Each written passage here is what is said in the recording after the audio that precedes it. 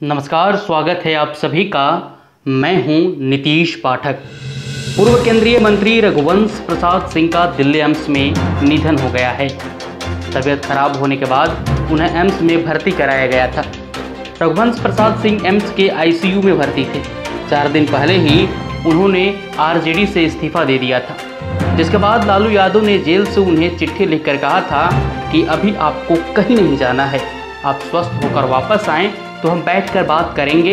लेकिन रघुवंश बाबू वापस आने से पहले ही दुनिया को अलविदा कह गए। लालू प्रसाद यादव के सबसे पुराने सारथी रघुवंश प्रसाद सिंह वो नेता थे जिन्होंने लालू यादव का साथ उस वक्त भी नहीं छोड़ा था जब चारा घोटाले में नाम आने पर लालू यादव को मुख्यमंत्री पद से इस्तीफा देना पड़ा था।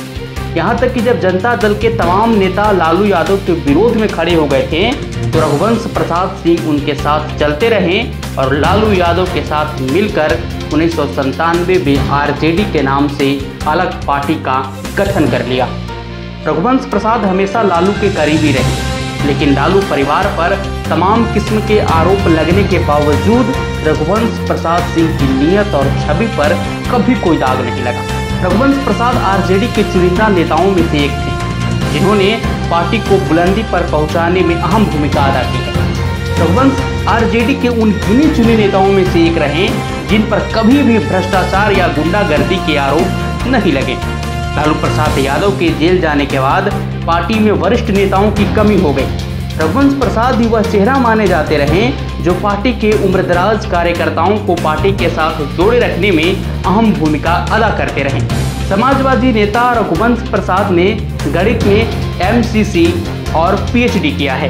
उन्होंने लोकनायक जयप्रकाश नारायण के नेतृत्व में हुए आंदोलनों में भाग लेना शुरू कर दिया था। 1973 में उन्हें संयुक्त सोशलिस्ट पार्टी का सचिव नियुक्त किया गया। रघुवंश प्रसाद 1977 में पहली मर्तबा विधायक बने थे। बेलसंड से जीत पक्की हुई और बेलसंड से उनकी जीत का यह सिलसिला 1985 तक चलता रहा। इस वक्त 1988 में कर्पूरी ठाकुर का अचानक निधन हो गया। बिहार में जगन्नाथ मिश्र की सरकार थी। लालू प्रसाद यादव कर्पूरी के खाली जूतों पर अपना दांव जता रहे थे।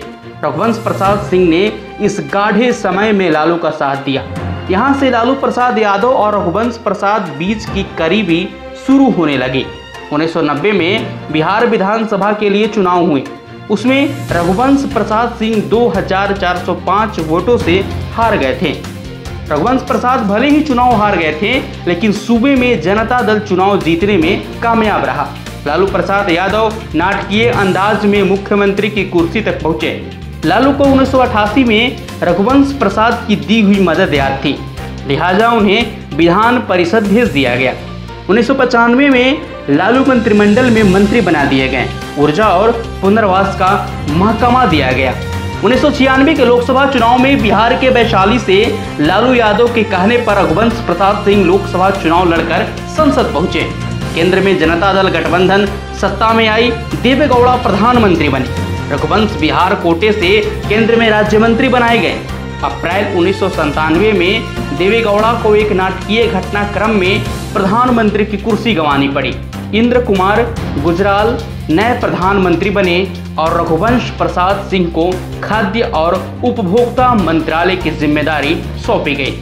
रघुवंश प्रसाद सिंह 1996 में केंद्र की राजनीति में आ चुके थे, लेकिन उन्हें असली पहचान मिली 1999 से 2004 के बीच। 1999 के लोकसभा चुनाव में शरद यादव और लालू प्रसाद यादव आमने सामने थे। बिहार की सबसे चर्चित सीट से शरद यादव जीतने में कामयाब रहे। 1999 में जब लालू प्रसाद यादव हार गए तो रघुवंश प्रसाद को दिल्ली में राष्ट्रीय जनता दल के संसदीय दल का अध्यक्ष बनाया गया। केंद्र में अटल बिहारी वाजपेयी की सरकार थी। रघुवंश प्रसाद सिंह विपक्ष की बेंच पर बैठे थे। संसद की कार्यवाही में जाते हुए रघुवंश प्रसाद सिंह को अरुण जेटली ने रोक लिया। मुस्कुराते हुए बोले, तो कैसा चल रहा है one man opposition. Raghuvansh Prasad Singh को समझ में नहीं आया। अरुण जेटली ने उस दिन का एक अंग्रेजी अखबार उनकी खिसका दिया। अखबार में 4 कॉलम में रघुवंश प्रसाद की प्रोफाइल छपी थी। इसका शीर्षक था वन मैन ऑपोजिशन। 1999 से 2004 के रघुवंश प्रसाद संसद के सबसे सक्रिय सदस्यों में से एक थे। उन्होंने एक दिन में कम से कम 4 और अधिकतम 9 मुद्दे पर अपनी पार्टी की राय रखी थी। यह एक किस्म का रिकॉर्ड था। उस दौर में वाजपेयी सरकार को घेरने में रघुवंश प्रसाद सिंह सबसे आगे नजर आते थे। इस तरह से उन्होंने केंद्रीय राजनीति में भी अपनी मजबूत पहचान बनाई। 2004 में केंद्र में यूपीए सरकार की सत्ता में वापसी हुई। 22 सीटों पर जीत हासिल करने में कामयाब रही थी और यूपीए में कांग्रेस के बाद सबसे बड़ी पार्टी थी। इस लिहाज से उनके खाते में 2 कैबिनेट मंत्रालय आए। रेल मंत्रालय जिम्मा लालू प्रसाद यादव के पास था और ग्रामीण विकास मंत्रालय की जिम्मा रघुवंश प्रसाद सिंह को मिली थी। रघुवंश प्रसाद सिंह ने मनरेगा कानून को बनवाने और पास करवाने में अपनी महत्वपूर्ण भूमिका निभाई। हालांकि उस समय मनमोहन सरकार के मंत्रिमंडल के कई सदस्य मनरेगा के खिलाफ खड़े थे और वे इसे सरकार का बोझ बढ़ाने वाला कह रहे थे। ऐसे में रघुवंश प्रसाद सिंह को इस कानून के लिए मंत्रिमंडल के भीतर लंबी जीरह करनी पड़ी। कानून पास होने के बाद यह तकरार चलती रही। मंत्रिमंडल के उनके कई सहयोगी चाहते थे कि शुरुआत में इसे महज 50 पिछड़े जिलों में लागू किया जाए, लेकिन रघुवंश प्रसाद सिंह अड़े रहे।